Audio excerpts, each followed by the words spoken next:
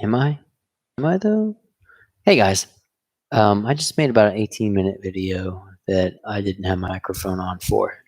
So, hopefully nobody saw that before I deleted it. Alright, that's fine because I kind of regret some of the stuff I said about that. So here's what we have here. This is a non-firing replica, okay YouTube, of a 1911A1. Alright. If you're brand new to me, this, by the way, is a very temporary setup. This decor is not of my choosing. I'm moving soon, thank God. Flamingos are cool and all, but not my room. Anyways, here's what we got here. A little bit about myself. Navy veteran. I was a small arms and cruise served weapons marksmanship instructor. Anti-terrorism training team, combat systems training team, all that garbage. Surf Alpha. If you've been in the Navy on a ship, then you know what Surf Alpha and Surf Bravo mean. I've never really been a 1911 guy, but I am on a mission to collect. Ever since I handled, shot, and carried an M9. I mean, as a kid, before I was eligible, like as a young kid, I was like, oh, that Beretta M9, that thing is sexy. That's what our boys are using. That's what I want.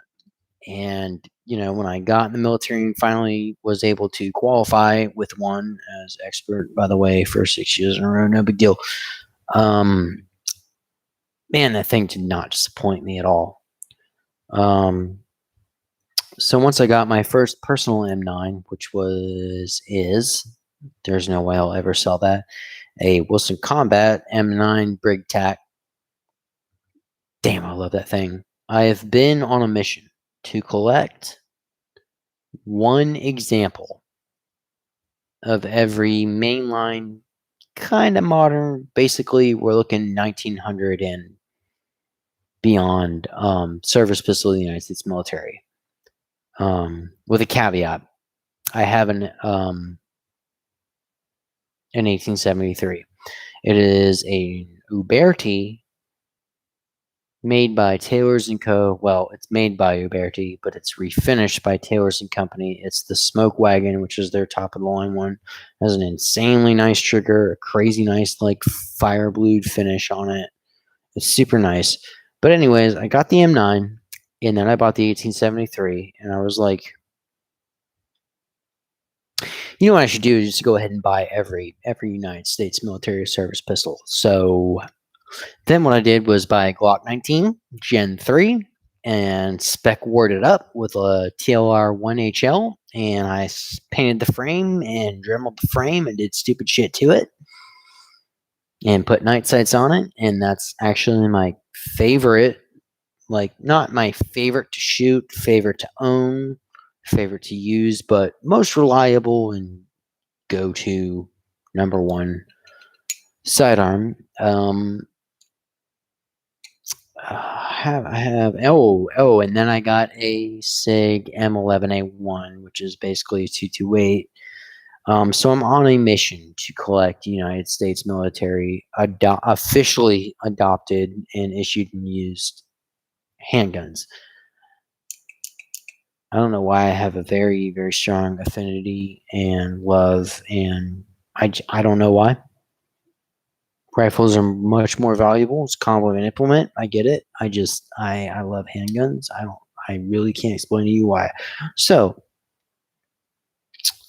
I've actually had two 1911s in the past. And like I said, I'm not like a big 1911 guy, although I might be becoming one soon because of this thing is nice and I really like it a lot more than the other two I had. The other two I had was a SIG Scorpion, which was really sweet, but I just didn't really, it just didn't suit, it didn't vibe with me. You know what I'm saying? Like sometimes, you get something, it could be a car, it could be a gun, it could be anything. It's like, it's really valuable, but just doesn't jive with you. That's kind of how that was. And prior to that, I had a Commander, 1911 and 45, and that thing I just could not. Granted, at the time I was a very, very young and a much poorer shooter than I am now, but I just could not. That thing also just did not jive with me. So in the past like 8 to 10 years, I've known since I've been on my journey to collect a United States military sidearm that I need 1911 in my repertoire.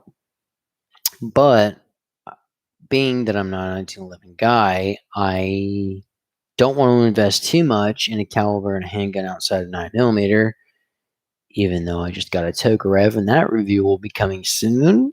It's a Type 54, and I will not fire it until I put the correct trigger in it. That review will be coming soon.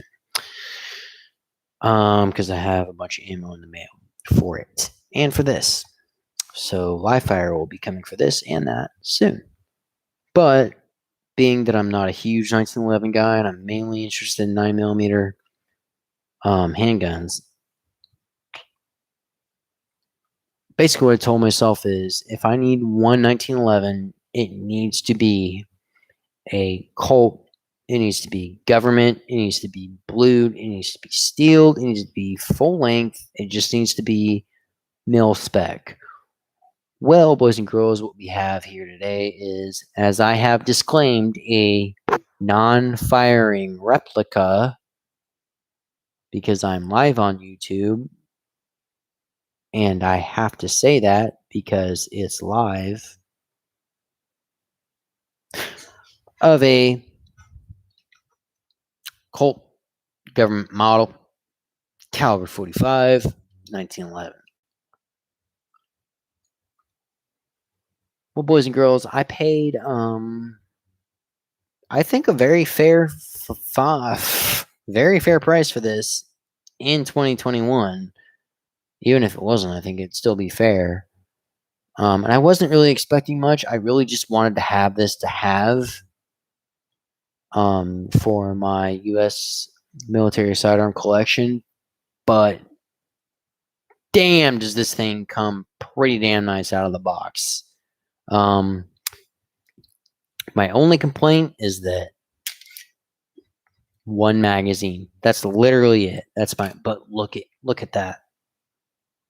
Oh, 1911 guys, look at that. 1911 guys are seething right now if they don't have a prancing pony on the bottom of their magazines or rural marked on their slides. I'm just saying, like, look, I know Colt's not the company that it used to be, but when it made these in 2 world wars and all that bullshit, this means a lot. To me personally, just as a military aficionado and a veteran, and the fact that my grandpa and great grandpa carried this, basically what I mean to say is I've been telling myself to not buy 1911, even though I want one for my collection, unless it's a true Colt blued steel government 1911, and that's what I got. Well, I'm starting to become a 1911 guy, and the reason I say that is because this is basically the most bare bones thing you can get. I mean, granted, it's made by Colt in America. It's not like a Rock Island Armory. Not to diss those, not at all to diss those, but it's got no ambi safety, just this side safety. It doesn't have a commander beaver tail. It doesn't have a curved mainspring housing. It's got a flush 7+1 magazine. Doesn't have an extended magazine. Doesn't have serrations on the front, and it doesn't have stippling on the back. It only has vertical instead of horizontal and vertical checkering on the back. It's only vertically serrated on the back. It doesn't have memory hump. It doesn't have all these things that everyone that goes to buy a 1911 today wants. Oh, by the way, the sights.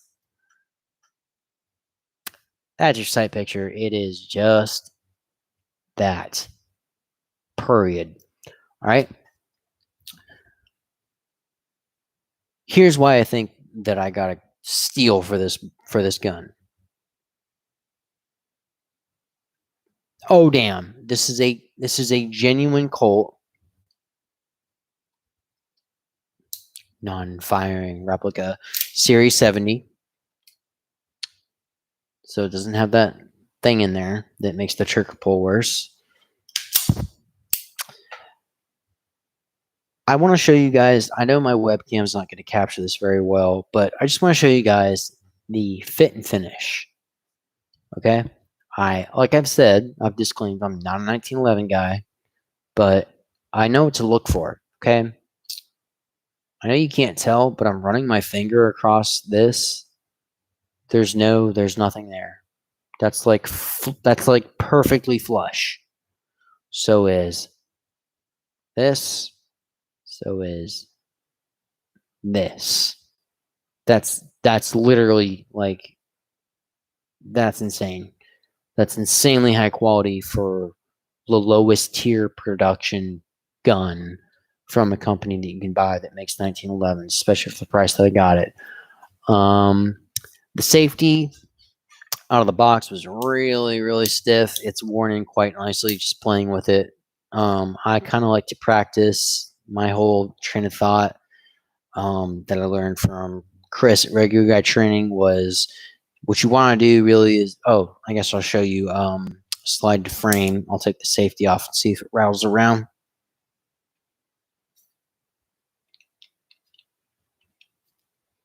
Push on the barrel. Yeah, no, there's no rattle. The slide to frame finish is absolutely perfect on this. It feels like a much more expensive gun than what I paid for, basically. And it makes me want to consider getting like a double stack 9mm ambi safety, night sights, rail, light. 1911, maybe like a Springfield TRP operator. I don't know. I'm just saying. I'm kind of coming around to the whole battery of arms 1911. But what I was saying was I kind of like to practice quick in action, slow out of action. And what I mean by that is like the safety is much less stiff than it was out of the box because I've just been playing with it, dry firing it with dummy rounds. Because after all, this is a non-firing replica, right? You're with me. You get it. So, but quick into action, off the thumb safety, and you ride it, right? That's how you shoot 1911. But even though I can actuate the safety pretty easily now versus when it was mint out of the box, that spring in there was stiff. And I'll tell you what, when I broke this apart and inspected and cleaned it, I mean, I really didn't clean it so much as I did just run a piece of cloth over the excess lubricant and dirt built up around it. I didn't lube it because I'm going to put 200 rounds of ball and 50 rounds of jacket hollow point, which is what I do to every single pistol that I buy. And I think that's a very good bare minimum standard for anyone, especially for a carry pistol. You should at least run 200 rounds of ball and 50 rounds of your carry ammo through it. That's just what I believe you should do. So I didn't lubricate it. I just removed some of the excess dirt, grease, whatever, gunk, what have ye, from my non-firing replica Colt Government 1911 Series 70. Putting it back together was kind of a pain in the dick. It's not a Glock 19. You can't just.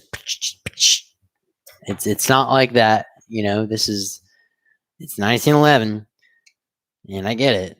But the safety. So what I was really trying to make the point here was quick in action, slow out of action. So yeah, I would look like really cool if I could like double tap and then like safety back on with my thumb, but I have to like really like it's getting there. It's wearing in a little bit. Like that takes a lot of leverage, man. Like it really like it doesn't like when I'm sitting here doing it back and forth, but like going from how I would want to shoot, which would be riding this thing down hard, which I've been told is how you're supposed to shoot 1911 is you ride this stunt safety, you ride it hard. Okay, which makes sense. It really does. But it's getting better, but what I like to do is just come with my offhand thumb and just push it up. I have so much more leverage and control with the firearm that way. So I can be quick in action and slow out of action. Okay? That's how I would advise people to train. People like to post shit to Instagram, look cool, and be like, don't reholster. There's no need to practice reholstering quickly. You are gaining nothing from that. You might look cool on the social media, but you're getting literally nothing from that. So, well, I guess I'll give you guys an update after I get some rounds downer this weekend. I mean, not that I could do that with this particular one because this is just a non-firing replica. I will be putting live rounds down through my actual functioning government Colt 1911. But man, I gotta tell you guys,